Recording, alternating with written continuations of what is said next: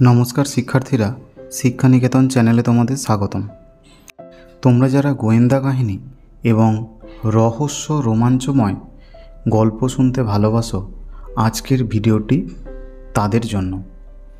এই গল্পটি কলকাতা বিশ্ববিদ্যালয়ের অন্তর্গত বিএ 5th সেমিস্টারের ডিএসি A2 বাংলা সিলেবাসের অন্তর্ভুক্ত সবভুতুড়ে গল্পগ্রন্থের একটি বিশেষ গল্প। গল্পটি তোমরা মন দিয়ে শোনো, অবশ্যই গল্পটি ভালো লাগবে। আজকের গল্পের নাম নাথু। গল্পটি পাঠ করেছে সুকন্যা পাত্র। আমার বন্ধু বটু নিজে কখনো নাথুকে দেখেনি, গল্প শুনেছে। ওর দাদুর বাড়িতে সে আসতো। দাদু বললেন ওর ভালো নাম হলো নাথিন, তার থেকেই ছোট করে হয়েছে নাথু। দেখিসনি কেমন কেউ না হয়ে থাকে, ঘরে থাকলেও মালুম দেয় না। আগে নাকি কোন সার্কাসের ম্যাজিশিয়ানের চেলা ছিল। ম্যাজিশিয়ান বলে অর্ডার সাপ্লায়ার হয়েছে, যা বলা যায় এনে দেয়। ইনকাম ট্যাক্স ফ্যাক্স দেয় নিশ্চয়ই, পারমিটেরও ধার ধারে না। কেউ কিছু বলেও না, কারো চোখে পড়লে তবেই তো বলবে। ঘরে ঢুকলে একেবারে দেয়ালের সঙ্গে মিশে থাকতো, পথে বেরোলে ভিড়ের মধ্যে মিলিয়ে যেত। বটুর দাদুর বাড়ির লোকেরা ওকে এতকাল দেখেছে, তবু কেউ ওর নাক, মুখ, চোখ, কান আলাদা করে মনে করতে পারে না। স্রেফ একটা বড় জনতার গড়পড়তা চেহারা নিয়ে লোকটা সকলের সামনে নিখোঁজ হয়ে থাকে। রোগাও না, মোটাও না, লম্বাও না, বেঁটেও না, কালোও না, ধলাও না। কাপড় চোপড় হলো ভিড়ের অন্য প্রত্যেকটা লোকের মতো। কে চিনে রাখবে ওকে? নাথুর পথ চেয়ে থাকতো সবাই। আসতে হয় ভোরে, পুরুষেরা কাজে বেরোবার আগে, নয়তো সন্ধ্যায় তারা ফিরলে পর। ধামু মাঝে মাঝে বলতেন, আহা বড় উপকার করে আমাদের। কত কম দানে সেসব জোগাড় করে আনে কোত্থেকে, তাই ভাবি। আমার ডায়াবেটিসের ওষুধটা ডাক্তারবাবু কোথাও পেলেন না, আর ও ঠিক এনে দিল। বড় জেঠিরা কিছুদিন হলো পুনে থেকে বদলি হয়ে এসেছিলেন। নাথুকে আগে দেখেননি। একটু কড়া গলায় বললেন, কিন্তু আনলি কি করে? কোম্পানি তো বন্ধ হয়ে আছে। ধামু শুনে অবাক, তাহলে আনলো কি করে? কি করে আবার? নিশ্চয়ই ওর চোরাই কারবার, বেআইনি ভাবে সব হয়। কোনোদিন না আমাদের শুদ্ধ হাতে হাত করা পড়ে। বড় জেঠা কাগজ থেকে মুখ তুলে বললেন, তোমার যত বাজে কথা। চোরাই কারবার আবার কি? ছোটবেলা থেকে দেখছি আমাদের যখন যা দরকার হয়েছে সব এনে দিয়েছে। দ্বিতীয় মহাযুদ্ধের সময় চিনি, চাল, ময়দা, তেল সব এনে দিত। কেউ পেত না, আমরা পেতাম। দামও বেশি নিত না। বড় জেঠিমা তেরিয়া হয়ে উঠলেন, কি এমন মন্দ বললাম? যা কেউ পায় না তাও পায় কোথায়? কালো বাজারে ছাড়া আবার কোথায়? আমাদের উপকার হতে পারে, কিন্তু কাজটা বেআইনি, ওকে পুলিশে দেওয়া উচিত। তোমাদের মায়া লাগে তো আমি দেব। দাদা স্পেশাল পুলিশের বড় অফিসার, তার কানে একবার কথাটা তুলে দিলেই হলো। যাবেন বাছাধনশ্রী ঘরে। ছোট দাদু বেজায় চটে গেলেন, তা তো বটেই। তাহলে কবে কোন ঘোড়া জিতবে কে খবর এনে দেবে শুনি? ড্রাইভার ছাড়াতে গাড়ি বেচতে হবে? বেশ তো ছিলে বাবু পুনেতে, আবার বদলি হয়ে আসবার কি দরকার ছিল? যার যা পেশা, ওর ব্যাপারে তুমি নাক গলিও না। বড় জেঠা আবার মুখ তুললেন, লোকের উপকার করা কিছু খারাপ কাজ নয় বড় বউ, চুরি ডাকাতি নয়, কিছু না। খারাপ কাজ কি জানি না, তবে বেআইনি কাজ। এই বলে জেঠি রাগ করে চলে গেলেন। ছোট দাদু এক দীর্ঘশ্বাস ছাড়লেন। সবই তো এনে দেয়, কিন্তু বুধবার আমাদের 4 জনের জন্য দিল্লি যাবার 4টে 3 টিয়ারের টিকিট যদি দিতে পারতো, ক্রিকেট খেলাটা দেখে আসা যেত। বটুর বড় জেঠার ছেলে নিখিলেশ ওই বাড়িতে থেকেই পড়াশোনা করত। নাথুর সঙ্গে বেজায় ভাবছিল। সে বলে বসল, মা যদি নাথুকে পুলিশে ধরিয়ে দেয়, আমি কিন্তু নিরুদ্দেশ হয়ে যাব। তোমরা কাগজে মাদার ইল কাম ব্যাক লিখলেও ফিরবো না। অ্যানুয়ালের আগে তোমরা সবাই আমাকে কি না বলেছিলে, কিন্তু কেউ কোনো উপায় বাতলাওনি। শেষটা ওর কাছে দুঃখ জানাতে পরদিন থলি থেকে একটা চিরকুট বার করে দিল। তাতে সব সাবজেক্টের ইম্পর্টেন্ট প্রশ্ন আর তার উত্তর লেখা ছিল। সেইটা পড়েই না তড়ে গেলাম। এই বলে নিখিলেশ ভ্যাঁ করে কেঁদে ফেলেছিল। কাঁদতে কাঁদতে বলেছিল আমার বাপ ঠাকুরদার কাছে ঋণী, পয়সা নেয়নি। তাই শুনে সবাই ব্যস্ত হয়ে বলল, এই চুপ চুপ, তোর মা শুনতে পেলেই হয়ে গেল। ঠিক সেই সময় নাথু এসে দেখা দিল।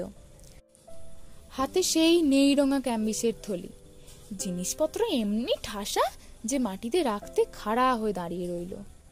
কখন যে নিঃশব্দে দরজা খুলে ফুস করে ঘরে ঢুকেছিল কেউ টের পায়নি। ওই রকম ওর যাওয়া আসা। বড় জেঠি একদিন বলেছিলেন, দুষ্কৃতকারীদের সর্বদা পা টিপে টিপে চলতে হয়, নইলে ধরা পড়বে যে। তোমাদের পেয়ারের নাথু যদি আপিং কোকেন সরবরাহ করে তাহলেও আশ্চর্য হব না। কথাটা কারো পছন্দ হয়নি। বড় জেঠি তবু ছাড়েননি।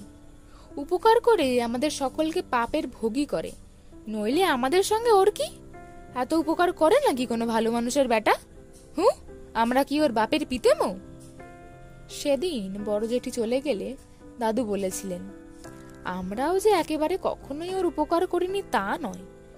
দ্বিতীয় মহাযুদ্ধের সময় কোথায় যেন অনেক টাকা লোন নিয়ে শোধ করতে পারছিল না। মিলিটারি ব্যাপার, ওর নামে হুলিয়া বেরিয়েছিল। আমি উকিল পাঠিয়ে ওই লোন শোধ করে দিয়েছিলাম। তার আগে নাপতেনি সাজিয়ে আমাদের এই বাড়িতে ওকে লুকিয়ে রেখেছিলাম। আমাদের শখের থিয়েটার ছিল, তাই মেলা উৎকৃষ্ট দাড়ি গোঁফ পরচুলো থাকতো আমার কাছে। তবে সে অনেক দিনের কথা। নাথু না হয়ে ওর বাবাও হতে পারে, তারও নাম নাথু ছিল। বড় পিসি রেগে গেলেন, কি যে বলো বাবা, নাথু আবার একটা পদবী নাকি যে বাপও নাথু ছেলেও নাথু? তা হবে না কেন? দেবনাথ যদি একটা পদবী হতে পারে, নাথুলালি বা হবে না কেন? সেদিনের কথা থাক। মোট কথা, আজও নাথু এলো, গলা ভরা হাসি, থলি ভরা জিনিস। এসেই বলল, কিছু দরকার নাকি স্যার? ছোট দাদু রসিকতা করে বললেন, তা দরকার বই কি, বুধবারের জন্য 4টে দিল্লি যাওয়ার 3 টিয়ারের টিকিট দিতে পারিস? নাথু বলল, পারি স্যার, আমার কাছে আছে।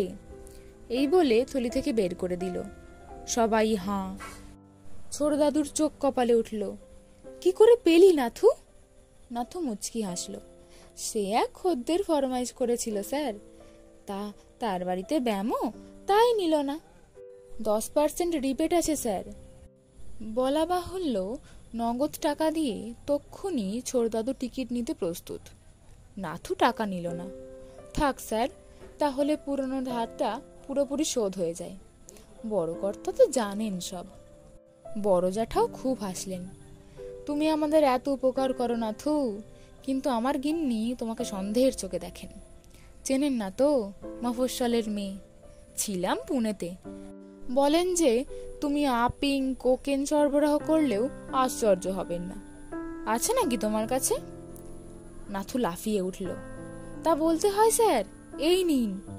এই বলে থলি থেকে 2টো খুদে সাদা প্যাকেট বের করে বাড়িয়ে ধরল।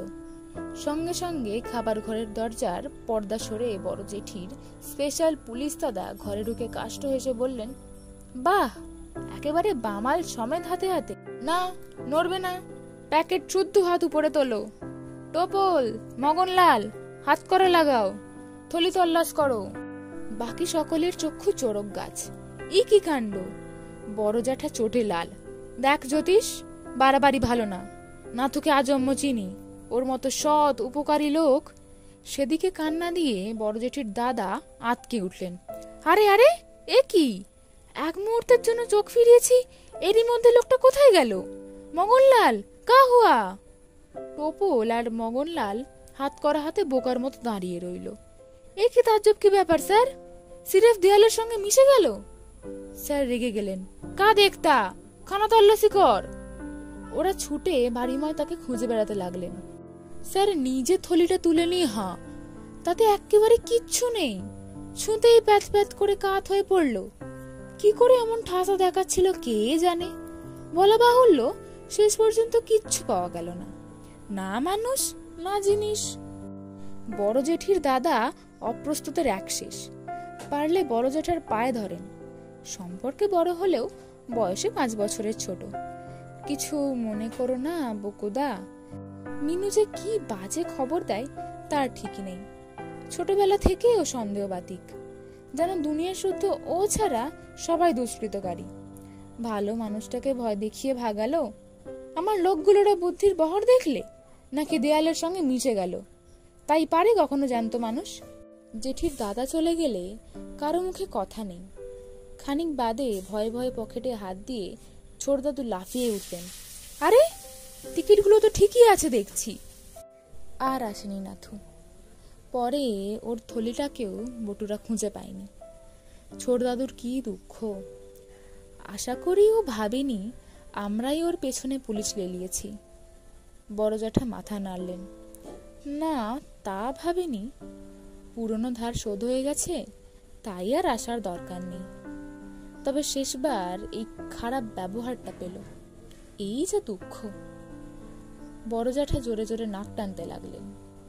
এই হলো বটুর গল্প।